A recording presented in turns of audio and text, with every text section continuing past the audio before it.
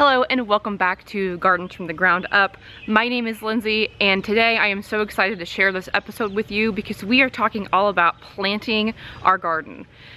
Planting the garden is the most exciting part of gardening, aside from harvesting, I guess, but planting it really makes it feel like a garden. So I'm gonna take you through my garden and talk about some tips and spacing suggestions for the stuff that I grow. So I grow a lot of just the common stuff: tomatoes, peppers, beans, cucumbers, herbs, things like that. I am also growing some other things like potatoes, sweet potatoes, onions, shallots, carrots, ground cherries, eggplants, things like that as well. But today we're going to focus on the main crops that people like to grow in their first time garden: tomatoes, peppers, cucumbers, and beans. So we're going to go in the garden and we're going to talk a little bit more about each of these things and how best to plant them in your new space. Now, the first thing we're going to talk about is beans. There are two different types of beans you can grow. There are pole beans and there are bush beans. I grow both of them. So on this cattle panel arch trellis, I have pole beans planted. Now when I plant pole beans, I direct sow those. I do not start them from seed indoors. I just put them in the ground in a hole. And I will put one bean seed on the bottom of each of these rungs on the cattle panel. So on each side of this arch trellis, I will have 10 bean plants, assuming they all germinate. I have had some trouble with bunnies getting in my garden and decapitating my bean plants recently. So I have had to replant mine a few times, but I think I'm nearing the point where they're too big to be completely eaten. So that is what will happen. That is basically what I'm dealing with. But when you plant pole beans, they will grow up. You do not necessarily need to help them. They will send out a tendril that will climb up this cattle panel pretty much by itself. So these are some pole bean plants. These are Kentucky Wonder, the variety, and they are, you know, they're a few inches tall, and they should at any point start vining. They will send out a vine and it will attach to this and it will just grow up. Now I have pole beans planted on both sides of this arch trellis. I have a couple different varieties here, but this is my preferred way to grow pole beans, is on an arch cattle panel trellis.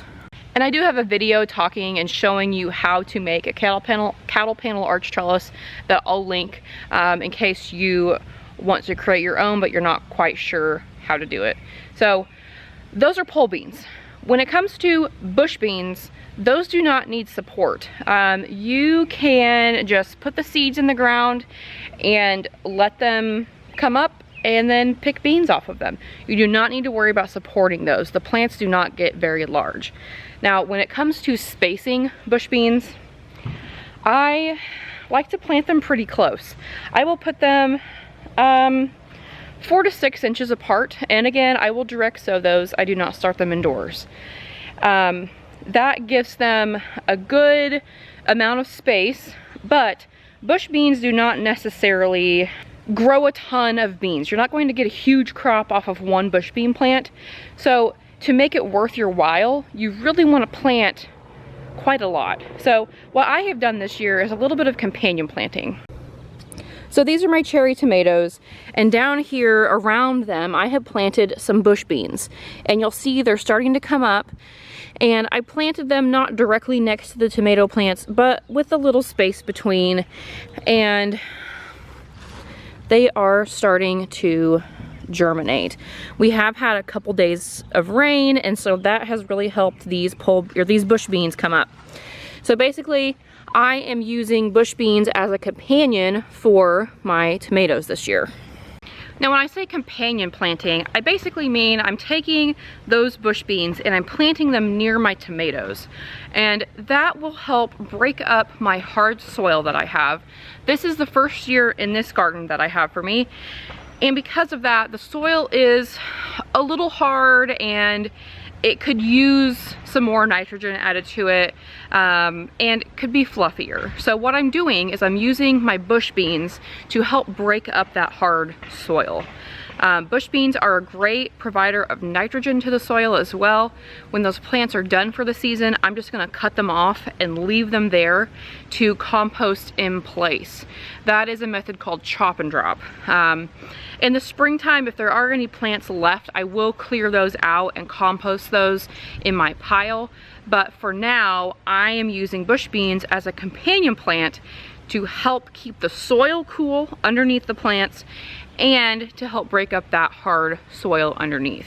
And also to grow more beans because to me, you can never have enough beans. So I am growing both pole beans and bush beans this year in hopes that I can build up the beans that I can put away for the winter, and so I can have a lot to eat fresh as well. So the next thing we're going to talk about is peppers. Now, peppers they can be a little challenging. To be honest, when I first started growing peppers, I was very frustrated and I was like, why am I not getting any peppers? These plants are huge, they're so tall, and I'm really not getting much off of them. But a couple years ago, I started topping my pepper plants. And topping peppers is kind of controversial, I think. Some people swear by it. Some people say don't do that, you're gonna stunt your plants. But for me, in my experience, topping my pepper plants has really made a huge difference in the yields I get off of the plants and the sturdiness of the plants themselves. I have had pepper plants in the past just kind of fall over and break, and because they were not supported, and that was my bad. But if you top your plants, they're less likely to get super tall and spindly and fall over.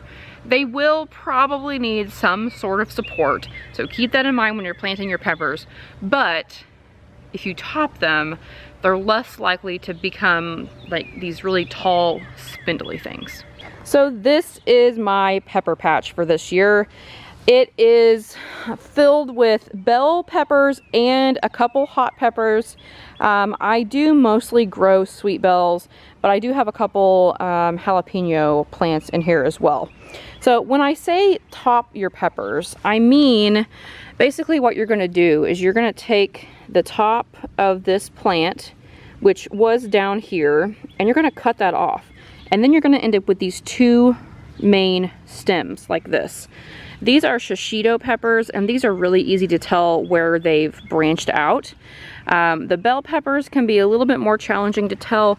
This one you could kind of see there's two main runners here, and down in there in that little armpit is where I cut the top off. So I do top all of my peppers. I find that they give me a bigger yield. Now when it comes to planting peppers, you'll see I have them pretty close together. And that is on purpose. Peppers like to hold hands. That's a good rule of thumb to keep in mind when you're planting your peppers. They do not need as much space as, say, a tomato plant would. They like to be able to hold hands with their friends. So I plant these babies pretty close, usually about 8 to 10 inches apart. Works well for me and keeps the plants sturdier and gives me a higher yield because they like to be near their friends. Another thing I hear a lot of when it comes to peppers is don't plant your hot peppers with your sweet peppers because it'll make your sweet peppers hot. And that is not true. Peppers can cross-pollinate. That is true. But the plants themselves will self-pollinate. They can pollinate through the wind, through you going out and shaking them, and through insects. But they do not require cross-pollination to create fruit. They will self-pollinate just like a tomato will. So cross-pollination can happen between your pepper plants, but that really only matters if you are going to be saving the seeds from your peppers that you grew and then replanting those next year. In that case, there is a chance that you could get a pepper that is crossed or a sweet pepper that has taken on some of the hotter characteristics of any sort of hot pepper you're growing. But keep in mind that peppers self-pollinate. So I don't necessarily worry about that happening. If anything, making new varieties of peppers I think is really fun. So I am my goal this year is to save as many seeds as possible. So I will be saving seeds from these peppers. I will do a whole video about seed saving later in the season when the time comes, because it is not time to save seeds yet from most things.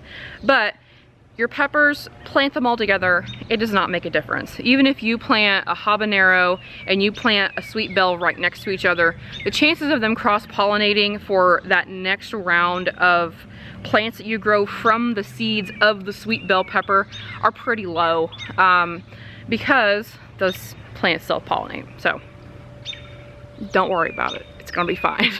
Okay, the next thing I want to talk about is cucumbers. And again, I have my cucumbers growing on a cattle panel arch trellis. This is my favorite way to grow cucumbers is vertically. That helps keep the plants off the ground. You get healthier plants and you also get straighter fruit. So if you've ever grown a cucumber rambling across the ground or in a container with a tomato cage or something like that, you might get fruit that kind of is a weird shape because of the way it has to grow. When you grow them vertically on a cattle panel arch trellis like this, the chances of you getting fruit that are like weirdly shaped is much lower. It can still happen, especially if the fruit germinates on the bottom of the plant and it's laying on the ground. But when this grows up over this arch trellis and the cucumbers hang down, they're nice and straight, and it just looks really cool to have cucumbers hanging from an arch trellis. Cucumber plants will very quickly cover one of these, and it will provide like a nice shady spot if you want to companion plant some shady plants underneath, like some lettuces, or if you just want to put a little bench in your cucumber trellis. That's always a nice thought as well. So when it comes to cucumbers, they do not self-pollinate. They have to be pollinated. You will have the female flower and the male flower.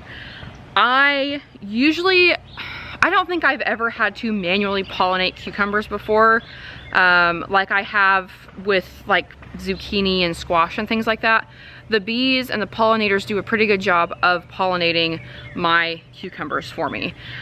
You will see the male flower will not have a baby fruit behind it, and the female flower will have a tiny little baby cucumber behind it, and that's how you'll know which is which.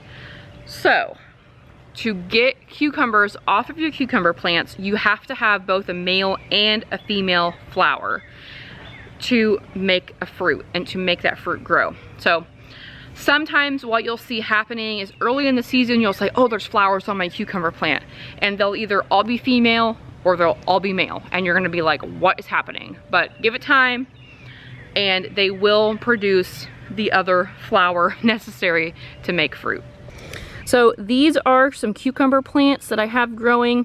I do have 3 growing right here. I need to come out and thin this because normally I would just do 1 plant here and 1 plant here on each side of a cattle panel arch trellis. But I overseeded these this year because I was using some seeds that were kind of old.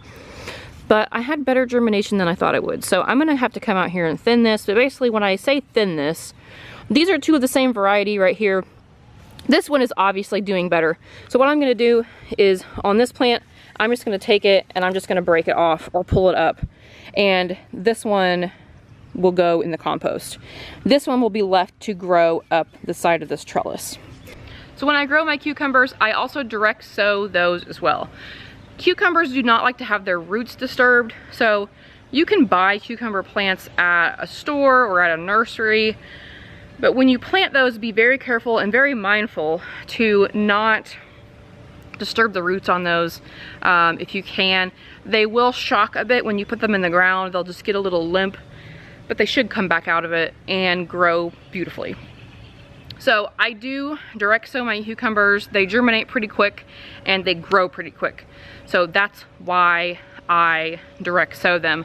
I live in zone 5B/6A in South Central Indiana, and we have about 180 days of growing time here. So I have plenty of time to direct sow cucumbers and get a nice big crop off of those plants. And sometimes I will also replant those for the fall as well. Okay, so the last thing I want to talk about today on planting and spacing is tomatoes. They are arguably my favorite thing to grow. There's so many varieties of tomatoes out there to try, and I just love them. So in my garden this year, I have about 32 tomato plants. 8 of them are cherries. The rest of them are larger slicers or sauce tomatoes. And I'm growing those in different ways. I have a video, I'll link it, where I talked about the different tomato trellising ideas that I'm using in my garden this year. Because tomatoes do need support, whether that is a tomato cage, which I hate, or just a stake like I have these, or any sort of other option. I do have some on cattle panel pieces as well, and they really grow great on those. So when you're planting your tomatoes, be sure to plant them deep, plant them all the way up to that first set of leaves, and they will form roots off of that stem. All those little hairs on the stem of a tomato plant, those are baby roots. And if you plant it deep, you're gonna have a stronger plant with a bigger, stronger root system. I live in Indiana, where we do sometimes get strong winds, severe weather, and planting my tomatoes deep has ensured that I don't think I've ever lost a tomato plant to wind and having it blow over or snap, which I think that's all because I plant my tomatoes super deep. Now when you're planting your tomatoes, you want to plant them at least 14 inches apart if you are going to prune them.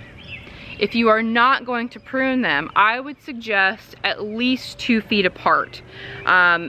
That will make sure that your plants are not laying on top of each other, the branches, and it will help with airflow into the plant as well. One of the biggest factors when it comes to growing tomatoes is airflow. There are a lot of airborne and water transferring diseases and fungi that your plants can get, and making sure that they have adequate airflow through the branches really makes sure that your chances of getting those diseases and fungi on your plants are lower. Now, it's still possible because it seems like every year I have at least a few plants that get some sort of bacterial disease or some sort of fungus, but keeping them spaced or pruned in a way where you can make sure that they're getting good airflow is really going to help them stay healthier longer and produce more tomatoes. So these plants right here I have planted on some wood stakes. I have some back here planted on just T-posts in the ground, and then over here I have some planted on a cattle panel section. I do plant my plants closer. I plant them about 14 inches apart, and that is because I prune them. Now, I will do a separate video about pruning later in the season when when my plants are ready to be pruned. But this is how I grow them.